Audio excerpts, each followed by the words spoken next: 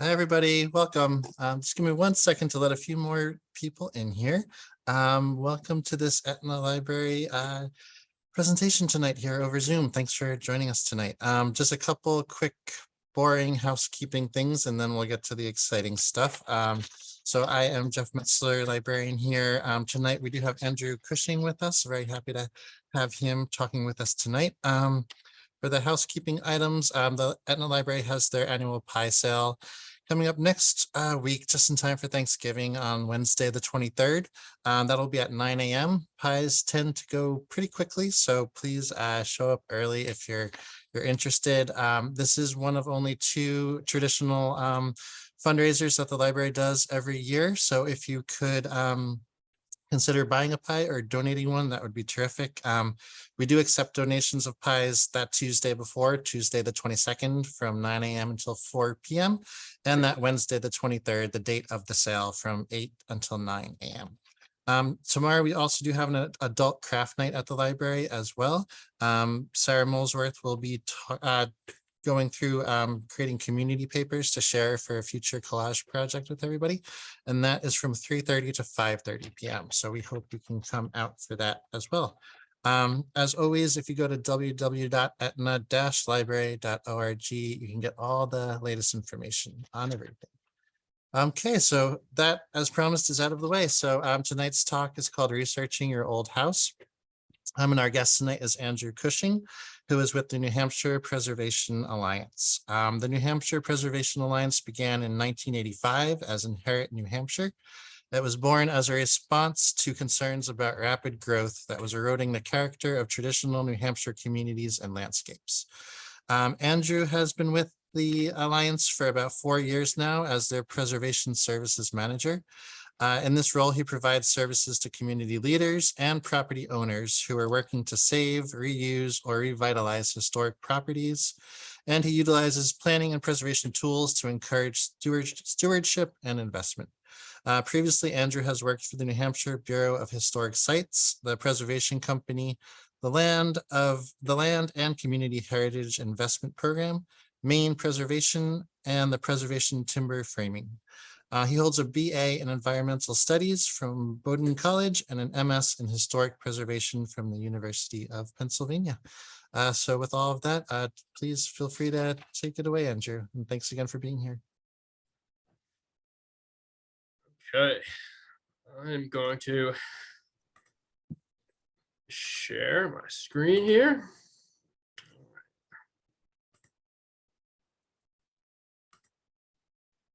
All right, does that work? We can see it. All right. Thanks, Jeff, for having me. So I'm used to doing this presentation. I've done it in about 15 or so communities around the state. This is my second Zoom version, which isn't very many, but it does save me from driving to Colebrook or Northwood or Tilton, where we've had them in the past. So I'm going to give a kind of a, there's no like magical answer if you're like really trying to pinpoint the date your house is built, but this will be kind of a broad overview of tools and tricks that you can use to get a better idea of when your house was built, who lived in your house, and maybe when some of these changes were made and how they were made. So I tried to incorporate some local examples. I think that's always best for engagement purposes. And we'll see how the humor lands over the virtual world. So first, the Preservation Alliance, like Jeff said, we're the statewide nonprofit for historic preservation. My job is really to help communities save nonprofit and town-owned resources. So a lot of town halls, a lot of Grange halls, a lot of churches, groups that are looking for both kind of strategies moving forward as they have maybe capital campaigns to start. We help with funding, building assessments. And then in addition, in our office, we have a woman who handles homes and barns. And we help with barn tax incentive program. And then we have annual events and biannual events like the Old House and Barn Expo, or conferences for if you're a Heritage Commission member or Historic District Commission member. So we kind of do it all. We're one-stop shop. And if you haven't seen us or heard of us, I encourage you to at least check out our website and familiarize yourself with us, because we especially would like to do more in the Hanover area. I was telling Jeff it's a town that hasn't reached out to us that much, so it's exciting to be giving a presentation to the Hanover crowd. All right. So again, like I said, this is kind of a broad approach to how you can research your history, and I like to think about it as a light bright. So all of these data points are going to be, a singular light on that light bright, but eventually you'll hopefully come up with a bigger picture, a clearer picture. There might be some outliers that we can throw out, but hopefully you'll have kind of a core sense of your house's history at the end of this process. I can recommend, and I actually gave to Jeff a bibliography of all these resources that I'll be talking about tonight. So that can be passed around, or if we'll figure out how to get it to you. But there are several kind of staples in the old house research canon, and I'm constantly referring to some of these, and they're actually, some of them are on my desk right now as I reminded myself of kind of age cutoffs for certain building techniques. So I'm sure they're available at your local public library, and I encourage you to check some out if you don't own them on your own bookshelf. So before you start digging into your own house, I think it's always helpful to figure out exactly maybe your town's history or some of the area's history. It doesn't do much good if you don't have a sense of, when roads were developed, or maybe when your town was even founded.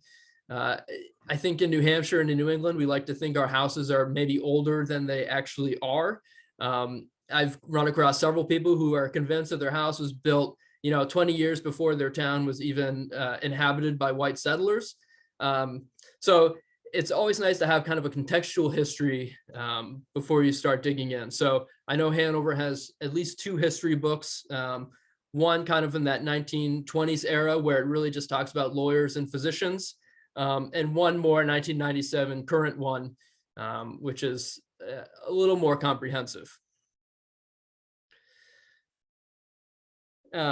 It's also worth knowing how your town or your neighborhood was influenced by certain development patterns.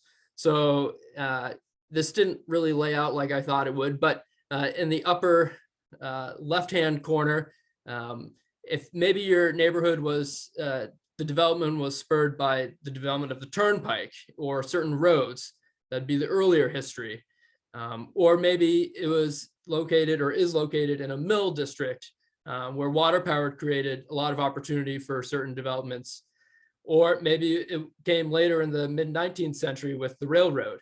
Or anything now older than 50 years is considered historic. So maybe it was the result of some interstate development or some later 20th century investments from the federal government.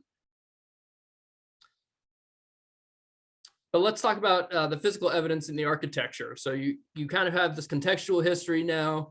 You generally have a sense of how your town was founded, what your neighborhood looked like, maybe if it was if farming was the mainstay, or if industry helped create income for your town. I think a side note is that Hanover didn't have a railroad, but it was close to Norwich, which did. You can generally tell in New Hampshire towns where a railroad was and where it wasn't. If you go to places like Salisbury outside of Concord, there's really no architecture past 1840 because the railroad didn't come through. So after the sheep boom of the 1830s, 1840s, suddenly farmers had no more money, and it wasn't really coming in through industry. And so these towns kind of stalled. Whereas in towns where the railroad did come through, suddenly there was this avenue to so much more wealth outside of that town proper. So you generally see later architectural styles showing up in places like, Canaan, Enfield, Lebanon, because there was a railroad. So it's kind of a fun experiment. If you're ever driving through maybe like Route 4 or Route 10, you can kind of figure out when the railroad showed up or if it showed up.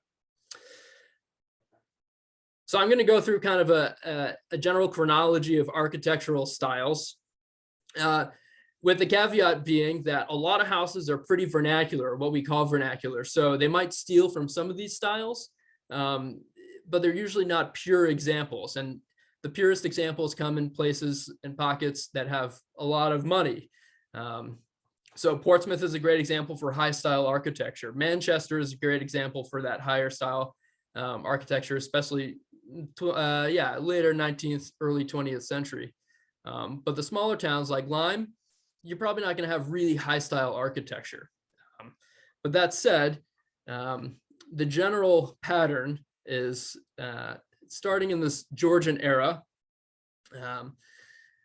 And this is a house in Portsmouth. And move into the Federal. And that's probably the architecture that mostly starts in the Connecticut River Valley. So the Federal style is marked by kind of this shallow pitched roof, the idea that you want kind of this square rectangular form. You have more slender chimneys. Maybe you're going to have 2 chimney stacks instead of that enormous central chimney stack. We'll go into window styles later, but generally it's just the Federal style is a more slender, more elegant version of the Georgian style. And this house is in Orford. By the 1820s, this obsession with the Greek Wars of Independence happens, and Americans really resonate with this because it symbolizes to them kind of permanence and independence and this classical belief in democracy. So we express that in our architecture from the 1820s to maybe the 1860s in these interpretations of classical architecture. So we see them in these pedimented fronts. You might have really wide corner boards or frieze or rake boards, which are those wide boards that trim the roof line. And the door entablatures should remind you more of these kind of classical temples. This is probably the most popular style in rural New Hampshire because, again, it coincided with the sheep boom. So suddenly farmers had a lot of money. Maybe if their farm started out as this small L, what later became the L, by the 1840s, maybe they could afford a larger, more modern home. And so they often built it in the style of the time, which was the Greek Revival. Then kind of a sister of the Greek Revival is the Gothic Revival. It came a little later. And that's often marked by this decorative verge board or barge board or gingerbread that you'll see on some houses. This house happens to be on Canaan Street. And it was really inspired by these pattern books that came out in America. So much like today's like Home Beautiful or HGTV, these architects were pushing these kind of romantic scenes with asymmetrical designs or really kind of picturesque wildness as represented in their architecture. So you see a lot of very steep peaked roofs and this kind of fanciful decoration. And again, this is a higher style, but you might see more of a vernacular style on the landscape. So these very steep pitched gable dormers, or maybe some lancet windows, which are the not quite rounded, not quite pointed windows. Gothic Revival especially was popular, it seems like, with churches. So you might see that on a lot of designs, again, like in the Orford Church, right on Route 10. And then kind of by the mid 19th century, there's this more romantic style that we sometimes lump together as Victorian. But the Italianate style is marked by bracketing, more asymmetry. And again, so on one side is the high style architecture. This house happens to be in Manchester. If there's one thing I learned at architecture school, it's that if you want your building to look nice, you take it at night with all the windows lit up, right?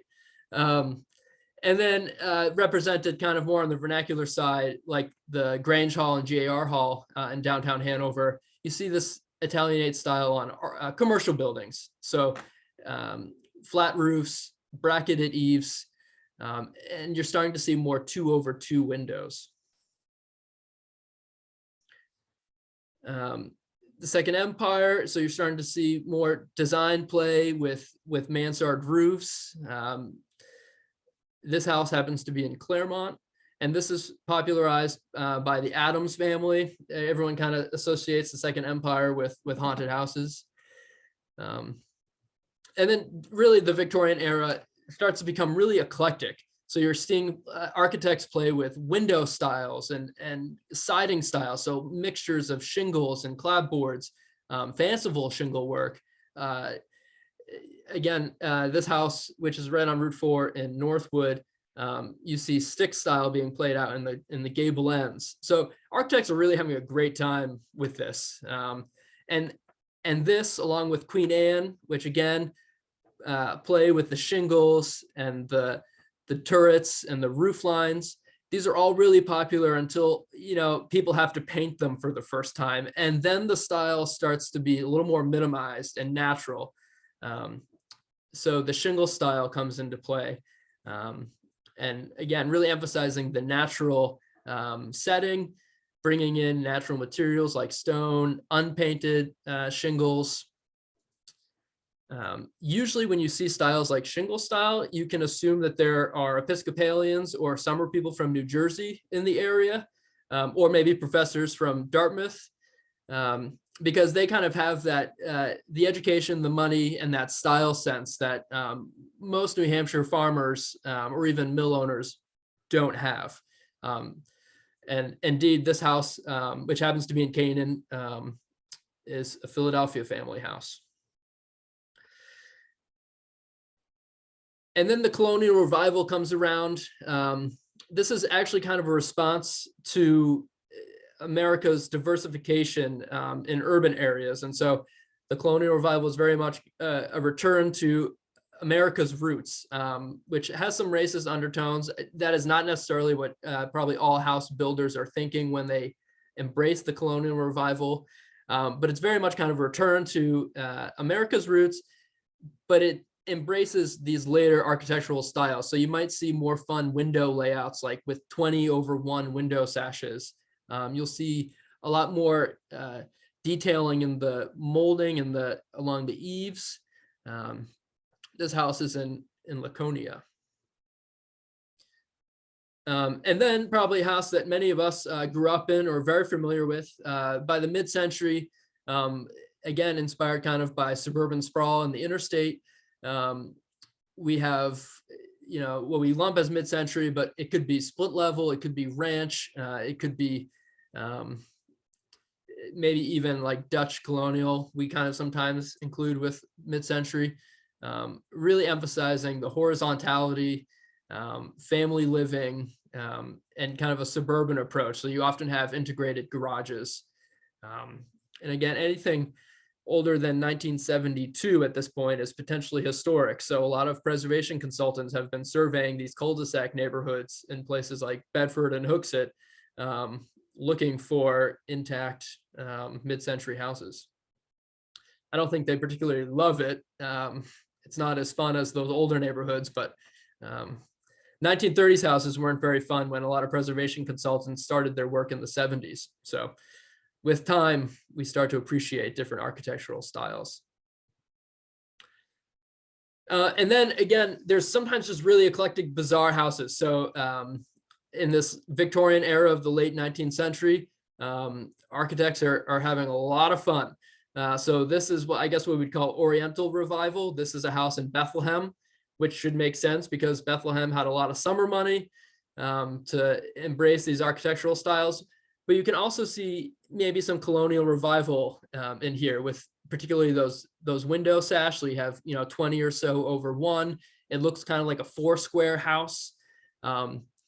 So they're borrowing, again, all these styles are kind of borrowing from each other in order to either, in this case, create a house that's unlike anything else, but also have some sort of familiarity for the homeowner. And I want to give a local example too, because sometimes houses change, right? So as usually we see in the deed research, which we'll get to later, when a a house finally leaves the family, a new one buys it and they want to modernize it. And so that's when you see windows be replaced, or maybe you see additions come on, or maybe you see porches enter the building. So here's, just, you could argue, a federal house. This is the home of the Upper Valley Music School, if I said that right, right on Colburn Park in Lebanon. And again, you'd think, oh, it's a federal house. It's got this portico. It's got this Palladian window. It's pretty fancy. If you look at historic photos, it actually went through a Victorian nation phase where they went all out and they built this two-story porch filled with all the kind of brackets and spandrels and columns you could ask for. And then in the colonial revival era, they got rid of that Victorian piece and they went to the house that we see today. So they kind of reimagined how a federal house would look with this curved portico in the front, a side porch. And again, there might be some evidence about this, but the Palladian window might not even be original. It's kind of a recreation of what they thought the house would look like before that Victorian era. All right. Oh, and I should say, what gives it away, they did not replace the fancy wood paneling upstairs in the bathroom. So if you ever are in the music school and you happen to need the restroom, enjoy that Victorian piece that was left behind. It's a great place to, I guess, go to the bathroom. There's also, quickly, if your house has farm buildings like outbuildings or barns, there's ways that you can date your barn. So there's kind of this cutoff around 1850, where before that we look at mostly English style barns, which means that there's the entrance on the eave end, and it'll be a timber framed structure. And then we move to kind of the Yankee barn, which is oftentimes stick built.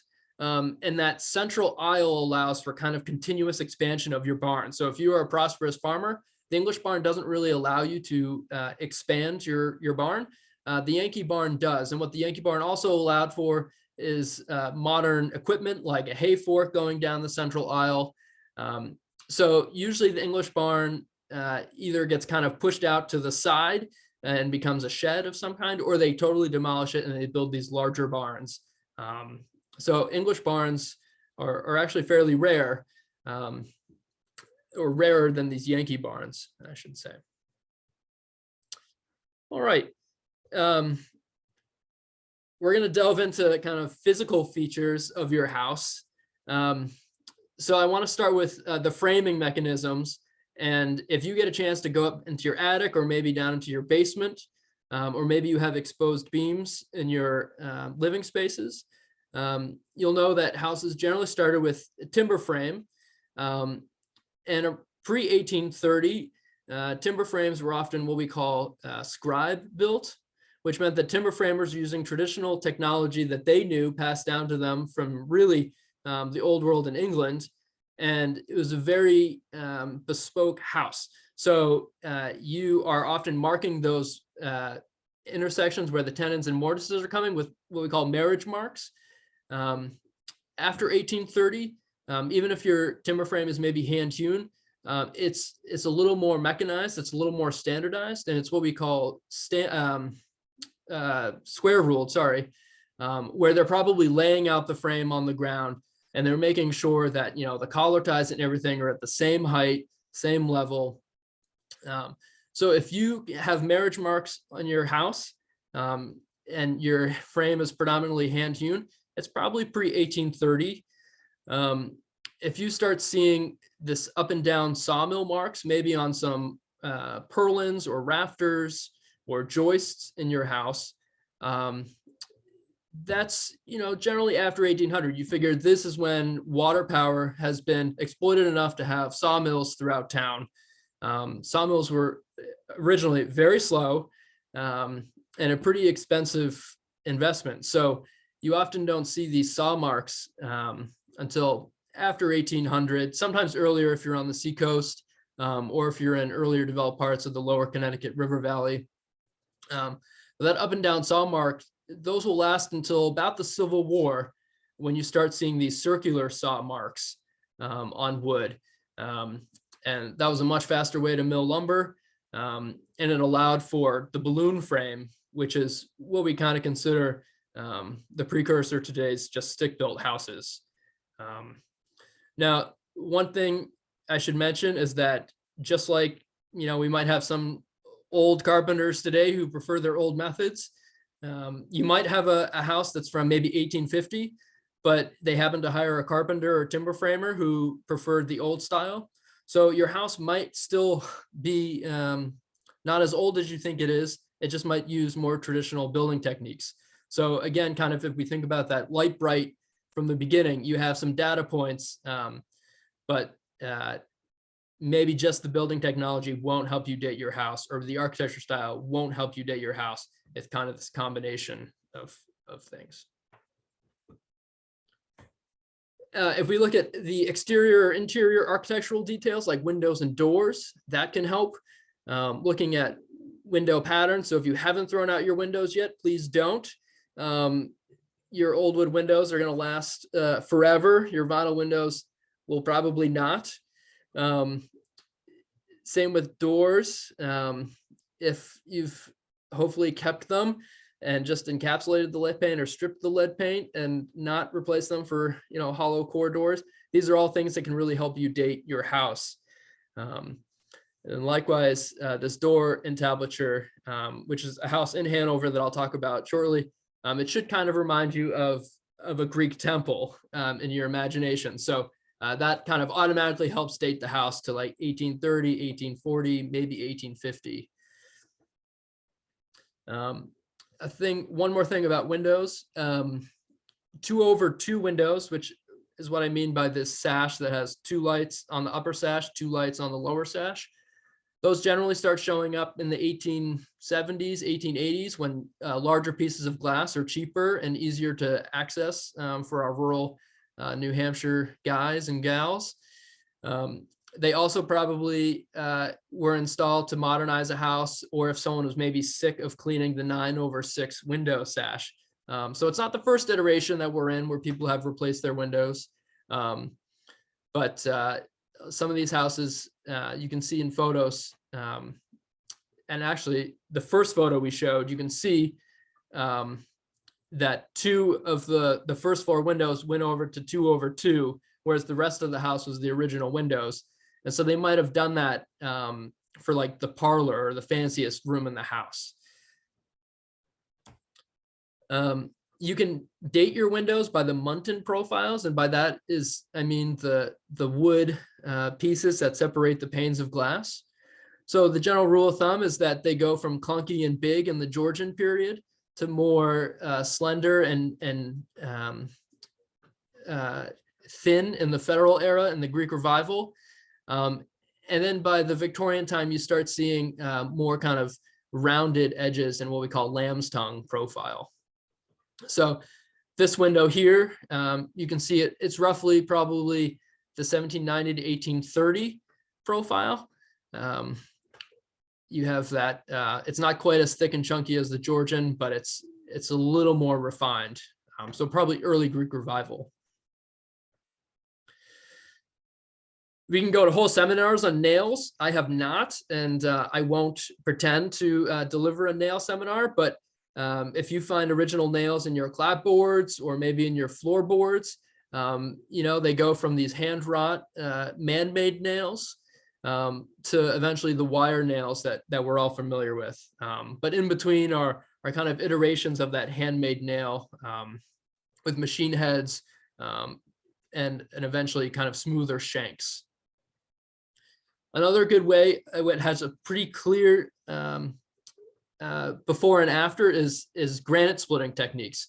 So around 1830, quarries started splitting their granite differently. So down here in this image, you can see on the left, it's kind of a wider feather, and then more to the drilled plug after 1830.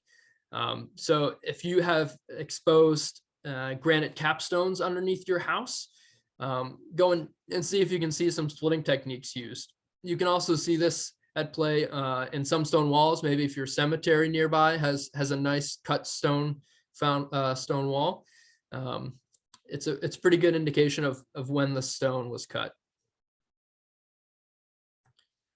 And if you have a newer house, so, post 1930, 1940, there's a lot of great stuff online.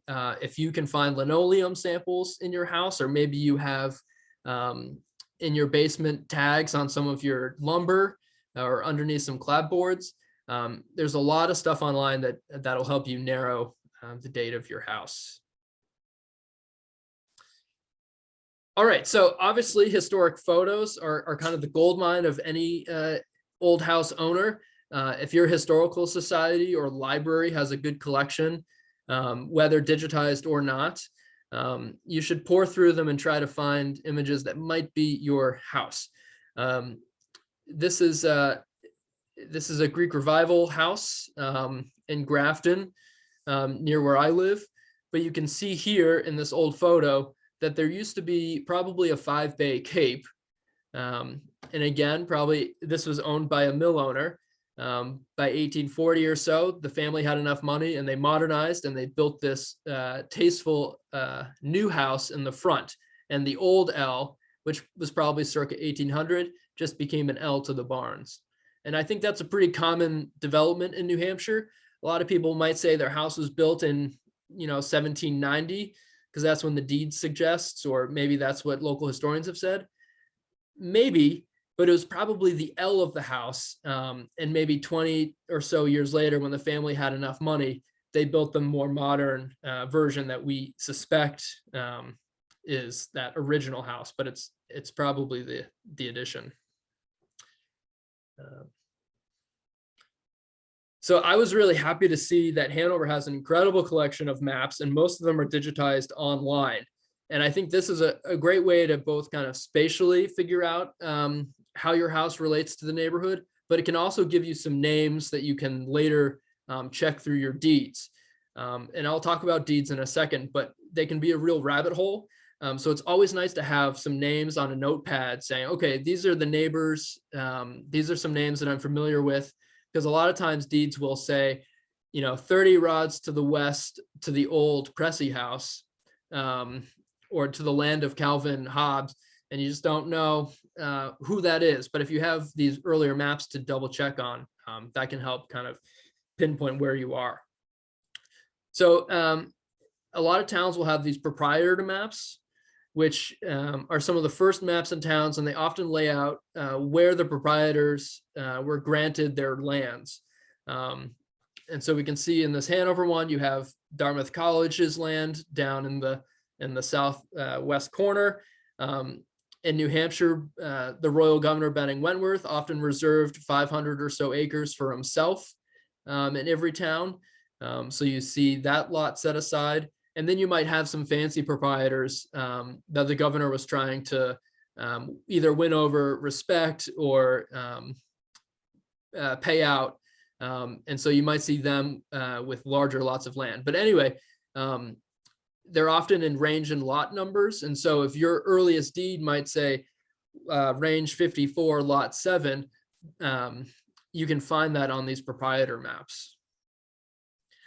A neat thing about this Hanover one is if you guys have Wolfboro Road or Dartmouth College Road, which connected the royal governor's estate in Wolfboro to Dartmouth College, was one of the earliest roads in interior New Hampshire. And you can see here in the northeast corner that a lot of the lots were actually laid out around Wolfboro Road.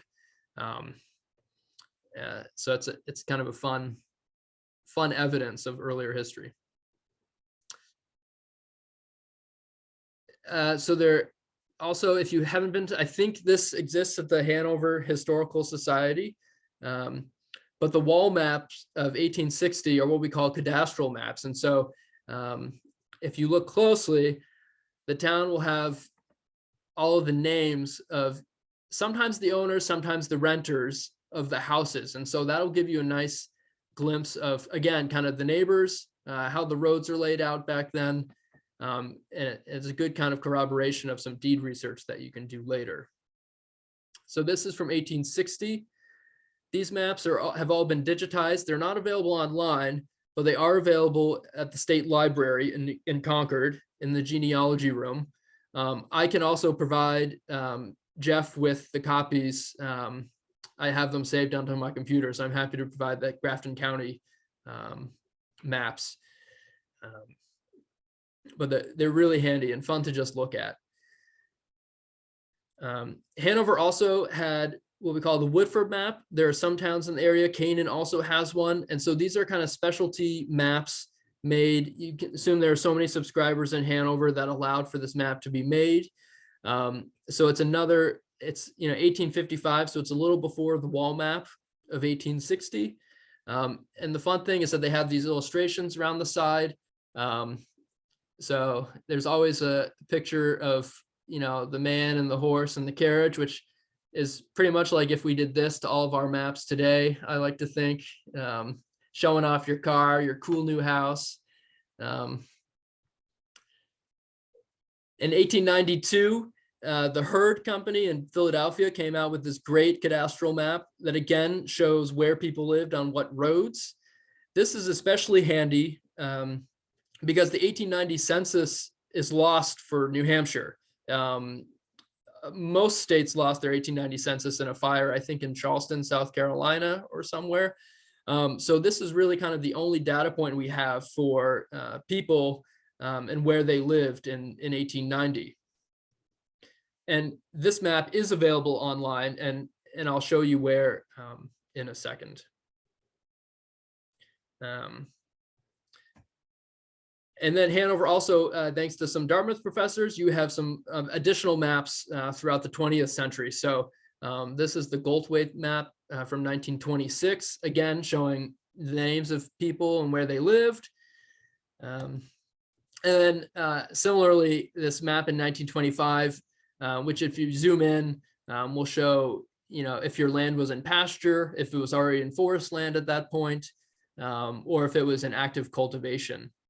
So it's a handy little tool. And then probably less helpful if you live outside of the downtown proper, but the Sanborn fire insurance maps, which were really produced around the turn of the 20th century, done specifically for fire insurance purposes. So they're very concerned with things like where fire hydrants are, what the building materials are. These are all available at the Library of Congress or at the Dartmouth Library, digital collections.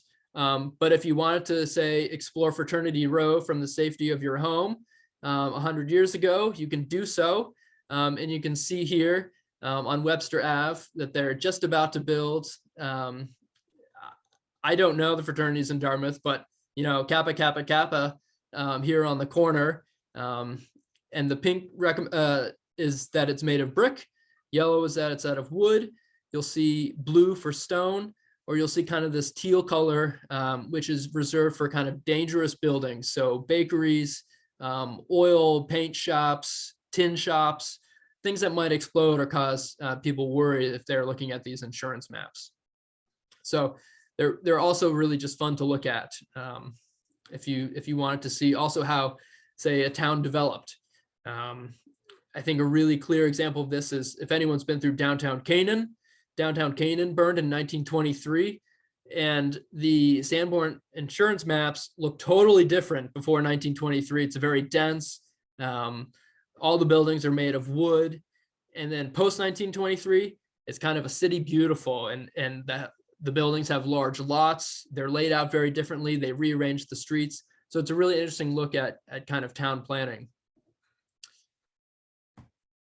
And then I think lastly, in the 1930s and 1940s, the US government paid for foresters and loggers to go out and look at what trees were being impacted by blister rust.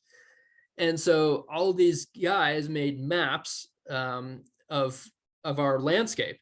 And so you can see at this 1930, 1940s era, if your land was being farmed, or maybe it was being converted into just brush and forest again.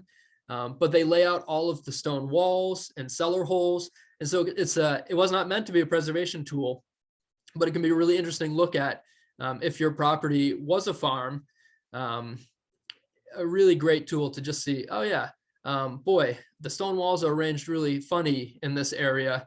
That must have been a pen for, sheep. Or all of this is still field. It's an active cultivation, but all of the uphill farms have been totally forested for decades now. So it's a fun tool. And again, this is not available digitally, but it is at the state archives. And I think I might have Hanover too, Jeff. I'll check with that. Because again, it's a really fun glimpse at the 1930s, 1940s era. All right. Hanover does not have a bird's eye map, but this is like one more tool if you happen to live in Lebanon, or Tilton or Pittsfield. These really great illustrated scenes of downtowns, and they're pretty accurate. So you can see here, this is a close-up of Pittsfield. You have this row of probably mill houses, and then here's the row today. So if anything, just fun to do maybe on a Friday night after you've visited Fraternity Row and the Sanborn map collection. So all these maps are digitized. Most of them, I should say, are digitized. The Library of Congress, Dartmouth Digital Collections, and then there's this map enthusiast named David Rumsey, and he has digitized a lot of maps. And so if you go to David Rumsey, I think .com, you can look at really high resolution versions of these maps. And again, I'll have this on a bibliography to share later. So let's talk really exciting stuff about census and deeds. Census, there's more than one kind of census. So we're probably familiar with the census taken every 10 years. The rule of thumb here is that before 1840, it's not very helpful. It'll just really tell you how many males and how many females are living in a house, and what their age is sometimes. By 1880, 1870, they get a little more interesting. So they'll tell you the occupation. They'll tell you maybe where they're born, where their parents are born. If you do not have access to ancestry.com, or if the library doesn't have access to ancestry.com, familysearch.org is a free site, courtesy of the Church of Latter-day Saints. And you can search the same census data there that you could on Ancestry. So I recommend familysearch.org. Another note about census is if you cannot find your person, like if you plug in your name into their search and it just does not show up, you can download the entire town tract records. So if maybe you have a funny, either if you have a funny named owner at one point, or your owners don't quite line up with the 1880, 1890, or 1870, 1880 timelines, I would recommend going through the whole book and trying to, again, find neighbors or names that recognize after your map research, and narrow it down that way. Sometimes also the penmanship was not very good or very faint, and so their algorithms just can't pull up the name you're searching for. There's also agricultural and industrial censuses. So this is kind of, I've always thought of it like the hidden gem of the census world. These are not digitized. They're only available on microfiche at the State Library in the genealogy room. But between 1850 and 1890, these censuses give incredible information about all the farms and mills in New Hampshire towns, or all towns, but in this case, New Hampshire, Vermont too, if you're joining us from across the river. So this will tell you how much the acreage of the improved land, the unimproved land, the cash value of their farm, what they're growing, and the industrial census. So if you suspect that maybe your house was owned by like a wheelwright or a Wainwright or a blacksmith, the industrial census will give you similar information about what they're producing and how much that value is. Really fascinating stuff. And if you get the sense from 1850 to 1890, farmers are really trying to diversify their farms to compete with the sons that are leaving for out west, or the daughters that are leaving for the mill towns. So they're trying their hardest to become more industrious. And you can see that in the census data. So they're maybe starting with like corn, wheat, rye. By 1890, you start seeing a lot more milking cows, you start seeing pigs, you see apple orchards, you see like honey being produced. That's all the response to making sure that these hillside farms are competitive and that people can survive in a changing economy. And you'll also see that on the built environment. So there's a theory that our connected farmsteads in New Hampshire, it's not because our winters are cold, that why we connected our houses to our barns. It's kind of an expression of this need to diversify and specialize in all of these various farm economies. So, your shed might be a little workshop for your wagon business in the wintertime. It might have an apiary, it might have like a piggery, and that's what that created, that connected farmstead. If you're looking at deed research, Grafton County is probably the most difficult county to do deed research in. We don't have a lot available online, so you will probably have to go up to Haverhill and spend the day at the deed repository.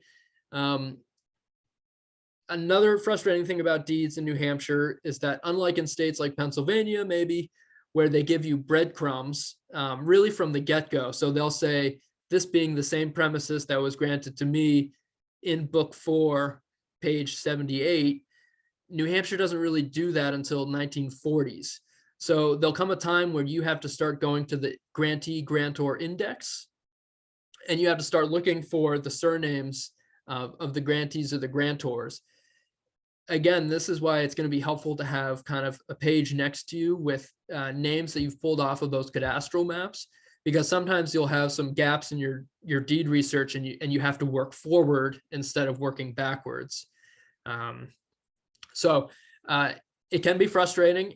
It can be fun. I can also say deeds will not necessarily tell you when your house was built.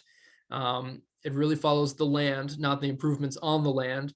Sometimes you can get lucky and they'll say, and the house thereon, or and the house and barn thereon, but not always. And another way you could interpret if your house is being talked about in these deeds is if suddenly the value changes. So if your house has maybe a 10-year period in 1830 to 1840, where it jumps from $2 to $300, you can assume that probably some property was built on site.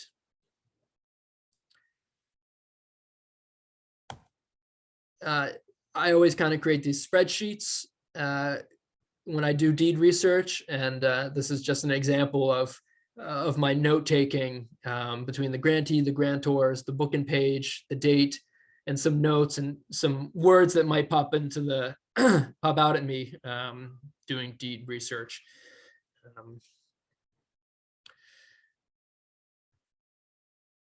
I'm going to also just talk about some online resources that could be helpful. So if you have some names of homeowners that you've run across, Find a Grave can be a really good resource. Again, it's kind of a crowdsourced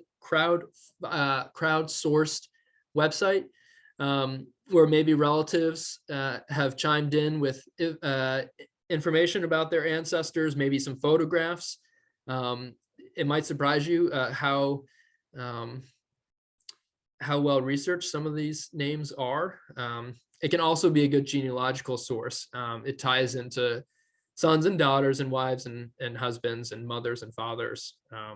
So if you're trying to figure out if a house sold between a brother and a cousin, this might be a good way to double check your research.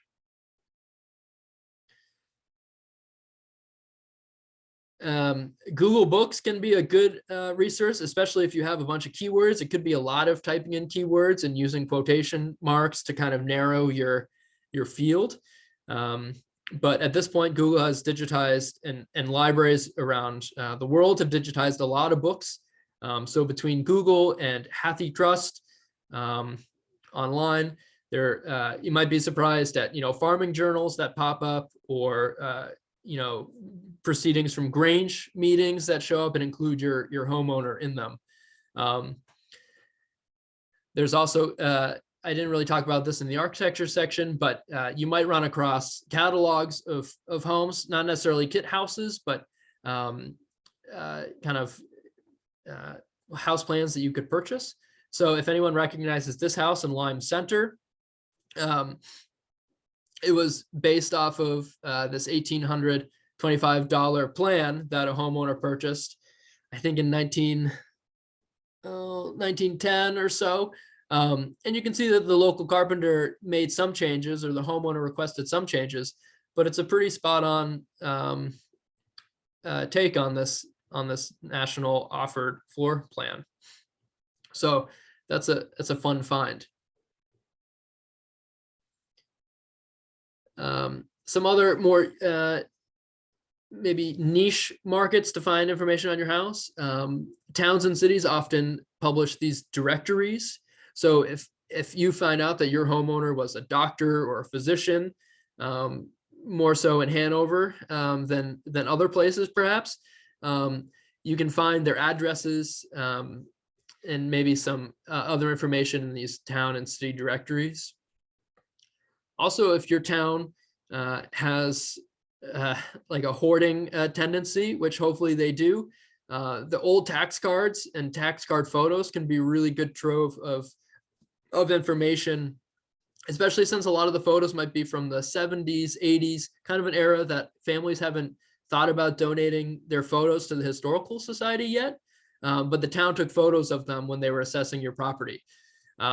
So in the case of this photo of the blue house up above, the homeowner asked me if I had any photos of her house when I was doing research in the area, and I said not really, but I went to the town, and I should say, because the house had a fire and it changed the appearance of the house, luckily the town had a tax card photo. And then also the photo down below, that's a house that I think I showed you earlier in Grafton near mine. And you can see that the attached outbuildings are still there around 1980 or so. So it helps kind of pinpoint when outbuildings were lost, or maybe when some changes to the outside were made.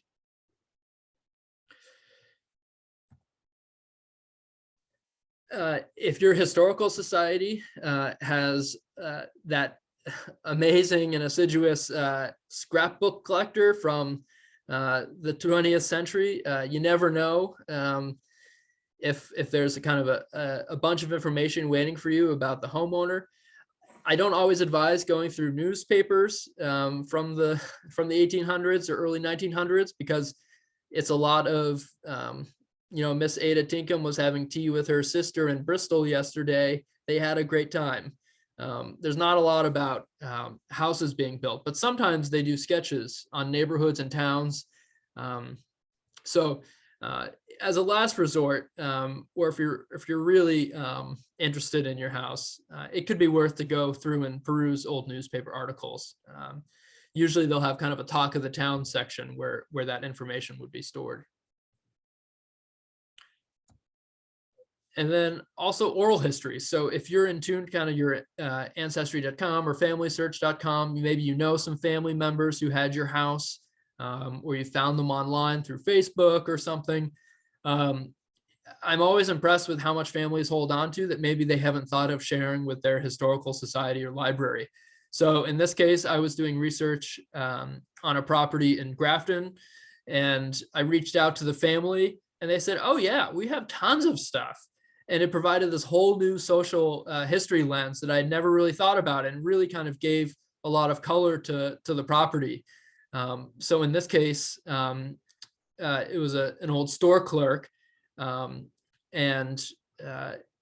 just learned so much about, again, kind of his role in the family, and also how much money he had. Like, for a store clerk in Grafton, he bought a summer place in Kittery, Maine, which is, that doesn't happen anymore. And one of these quotes here, just of the great granddaughter remembering when she visited the family house and listening to the river and to the birds and to her great grandmother farming. It just kind of adds some color to your history, and maybe helps you appreciate the place a little more. So I want to quickly do an example of how this plays out. So this is a house in Hanover. If any of you have ever been along Goose Pond Road, the owner reached out and said, I was told it's a 1790 house. I'm not so sure. What can you find out? And so if you look at it, you're like, well, the windows are old, 9/6, 6/6. That's fairly old. It's got a center chimney. It's not very big, but maybe it was changed. But some of the things that should kind of made me question that earlier date is that the eaves are really deep, right? So the roof line seems a lot kind of more modern than a 1790 house. And if you look at the details, like the Greek Revival pediment, like, well, maybe the door was modernized, but it seems pretty Greek Revival to me. And in fact, it was a plank house. This is not that house. And a plank house is kind of this really particular style house. You'll know if you have one because electricians and plumbers will hate working on it. It makes it a little harder to do interior changes. But these are really more popular between 1800 and 1840. So that already kind of dates the house past the 1790 time period. And then looking at maps and doing some deed research, it was pretty obvious that really the place wasn't even settled until 1820s or so. Too, in the social history, you see here that Dartmouth Savings Bank owned it in the 1892 Herd Atlas, which suggests that things had gone downhill probably for the homeowners. Indeed, if you kind of go through deed research and start following names through Ancestry and the census records, there's a lot of quick turnover between 1890 and 1920 as farmers were really struggling. And this part of Hanover was pretty far removed from the Dartmouth bubble.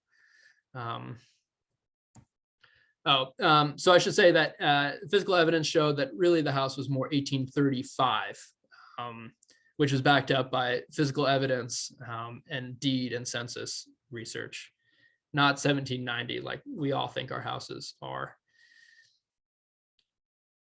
So I realize I've been babbling for a long time, but kind of your next step. So you say you have all this history, that's great. There is a state register of historic places. It's honorific, which means that there's no, you list your house to it. It's, the committee's not going to be coming and saying you can't paint your door red. It's just a nice way to kind of consolidate your history and present it. And what's really nice too for historians like me is that we can then use that to contextualize other research projects in the area. We say, well, we know that there's another shingle style house in Hanover because of the person who did the state register nomination. So it's a really nice tool. And there's actually not a lot surveyed in Hanover. And it would be great to kind of change that and share your town's architectural heritage with the rest of the state. And say that you've researched your house, you really love it, you've lovingly cared for it over the years, and you're worried about who might come after you or what might happen to your house. There are several groups that hold preservation easements on your property. So it's something to think about maybe if you want to leave kind of in conjunction to a land conservation easement that sets aside your land. The Preservation Alliance, Historic New England, and some local heritage commissions hold easements on properties. And that kind of just safeguards your investments well after you will care about your house because you'll be in the grave. But it's something to think about. All right. That is it. I asked Jeff if there are a lot of questions. I'm happy to answer them. I'm also happy to follow up through email or phone call. I meant to leave my email address here, but we'll make sure that you get it. So if you do have questions, let me hear them. Yeah, thank you, Andrew. That was terrific. I've put everyone else on the screen now so we can kind of see each other a little bit. And please feel free to unmute yourselves and ask a question if you have one, or if you feel more comfortable, you can type something into the chat and I'll be happy to read that out.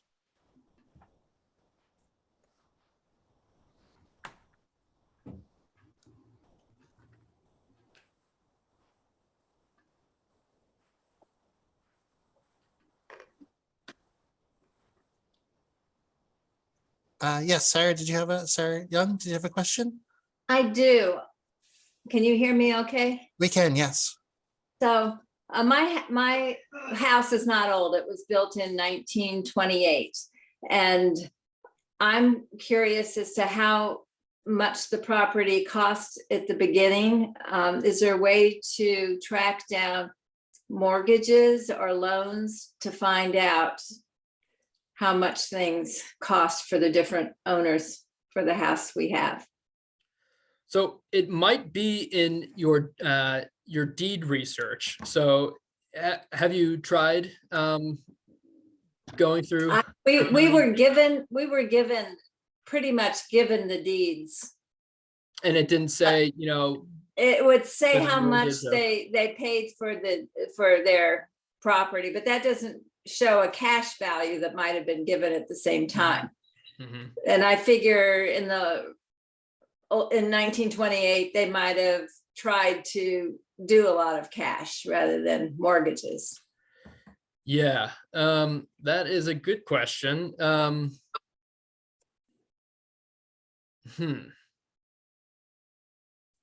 don't know. I mean,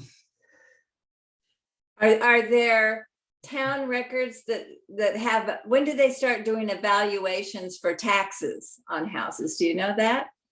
yeah, it depends on the town. My gut says probably around 1950s is the earliest when they're going to start probably holding those records and advertising it. Hanover is a more sophisticated. Are you in Hanover? I am. More sophisticated town. You might have luck going through some town records if your assessing office has that. Yeah, I mean, sometimes you can find it in insurance records, but that's going to be real hit or miss because, if the homeowner obviously didn't save all those insurance records, insurance companies change all the time, so they don't necessarily have a database of it. Yeah. Well, thank you. Yeah, I'm sorry I can't help with that one. Andrew, we do have a couple of questions in chat. The first one from Kirsten asks, what are the granite pillars that one sees throughout the upper valley? They don't have fence holes in them, but they are ubiquitous. So Kirsten, are these granite pillars like in fields or? Yeah, so if you see a driveway, there'll be one at each side. You see them in towns, you see them out in the countryside, rural areas. Sometimes they're set back a little bit from the property line along the street or the road. And they have sometimes notches in them, quarrying notches, but they're just little monoliths about the size of one of the old-fashioned concrete bus stops signs. Yeah, so they probably were fence posts, and either the holes have since been split off, or again, kind of in this colonial revival era, New Hampshire really advertised, our Bureau of Agriculture advertised this very romantic idea of like buying an old house and making it your summer home. And so we got a lot of summer money that came to New Hampshire starting in like 1901, when they also kind of around the time of Old Home Day. And so some of these things that they advertised resulted in like homeowners kind of salvaging things like those fence posts from outside of town and putting them as like driveway markers, or and so they might actually even be like installed upside down so the fence hole posts don't show, or we've just since lost like those holes that might show its original intent, but they probably were fence posts. Hello, this is Dick Hoffman. Can you hear me? We can, yes. Thank you. That was a beautiful presentation. I loved it. One thing I found useful, a title search on these old houses. Often the attorneys who've done a good job there can take you way back and give you a head start on what to do when you go up to Haverhill. to go further back, and I've been amazed at how much good information there is on your title search. Yeah. I remember when I got my house, you pay for a title search and, they bring you back to like 1980. And I thought, I've already gone back to 1895, and I pay for you to bring me to like 1980. But yeah, it could be a good head start as you go down the deed rabbit hole. But see, if you keep going back, it may be an owner 2 or 3 times removed, but as long as they went back to the previous title search, there can be a lot there. Yeah. Yeah. The dream is if you have a house that stayed in family generations for decades, it makes the deed research really fast. The worst is when you have a house that's turned over every year and it's been subdivided, and it creates this whole web of deeds to go down. We do have another question in chat from Sally. Is it reasonable to assume that if a deed in 1838 references only land and one in 1848 references land and a building, that the house was built in the interim, or might the earlier deed have just not referenced the house? Yeah, so that terrible answer of it depends.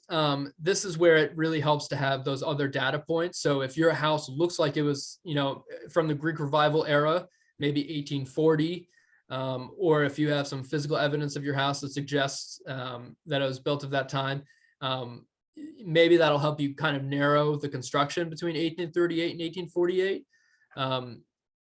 But if your 1838 deed doesn't necessarily say a house, you can't always assume it's because there's no house there. So Sally, if you're on, what does your house look like?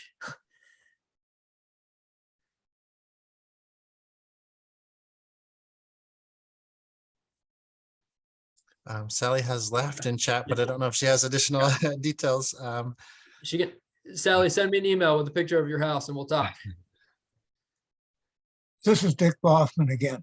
One other reference. Did you mention the Grafton County Gazetteer as a source of information? I think it's 1888 history. Yeah. Yeah. So Hamilton Child did a Gazetteer of Grafton County in 1888. Again, it usually starts with kind of a geographic discussion of your town, the history of your town, with an emphasis usually on like militia and religious history.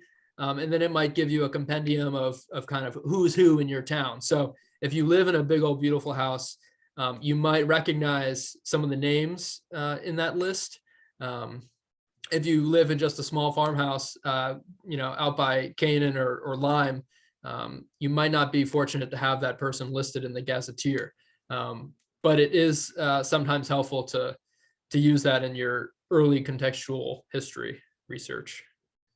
And that's all available online too, if you don't have one on your bookshelf or want to go to the library for whatever reason, because of course you'll want to go to your library. Absolutely. Thanks for the plug there. I appreciate it. We have everything, so please come by. We do have another question and comment from Kirsten. She says New Hampshire and Vermont were notorious for the summer camps. How can you research the provenance of these camps and the structures on them and how they have matured? Yeah, so if these are summer camps, like the early 1900s summer camps that were on lakes, okay, yep. Yeah, so there's some good history done that might give you like contextual history on other camps along, like Newfound has a couple that I think have been surveyed. Maybe the ones in Orford have been surveyed. That might give you some broader history. I can look for some histories too. That might be a good one to do some newspaper research if you've got some dates. But of course the summer stuff is going to be tough because it's probably attracting kids from Philadelphia, New York, Boston, and less so Lebanon. So I can think about that and I put my email in the chat, so I'm happy to follow up with that. Cool. Great, thank you, Andrew. Yeah, Andrew's email is in the chat. Like he said, it's ac@nhpreservation.org. And Andrew, you had mentioned ancestry.com while you were talking, and the library does have access to that. So if you go to the library's homepage, you'll see digital resources. I'll link right on the homepage, and you can get to that from there. Also, Andrew, you had mentioned sharing some resources like a bibliography and some maps. So I think the best way, if anyone wants access to those, you can email the library at etna.library.org. I'm sorry, etna.library@hanovernh.org. And I will get those out to everyone who's interested. Let me see if there's any other questions from anyone tonight.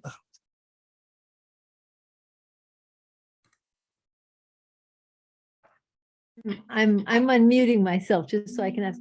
You know, a lot of the older houses around here are capes, and I didn't see the cape mentioned in some of your survey of the older houses. And yet I look at some capes and you can tell that they are of a different one period or another period, just different design features. And I just wonder if you ever spend any time looking at the different characteristics of capes throughout the years.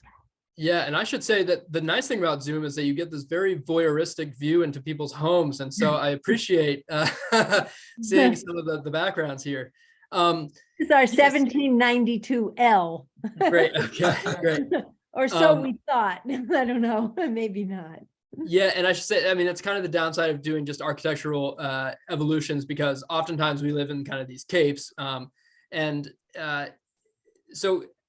And how I kind of picture capes is that generally the lower, like the proportions will tell you more about the age than sometimes the style. So kind of the lower walled capes where the top plate is going to be pretty close to the window headers is probably going to be pre-1800.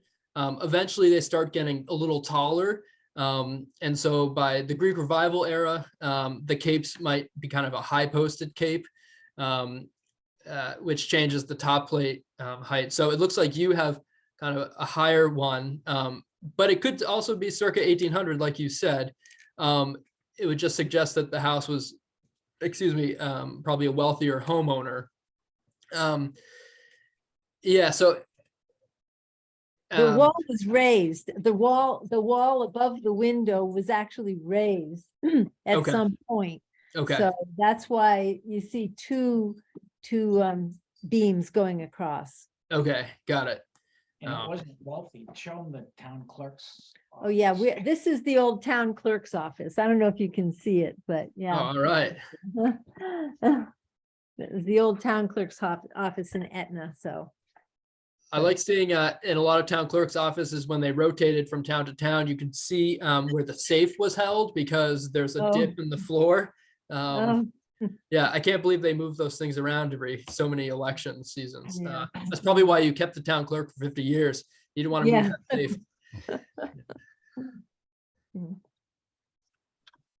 Thank you. Thank you so much again, Andrew, for your time tonight. Awesome talk, and thanks everyone for spending this part of your night with us. We'll hope to see you for the next presentation, and please do email the library for that information from Andrew, and I'll make sure that gets to you. Have a great night, everyone. Thank you. Thank you. Thank you.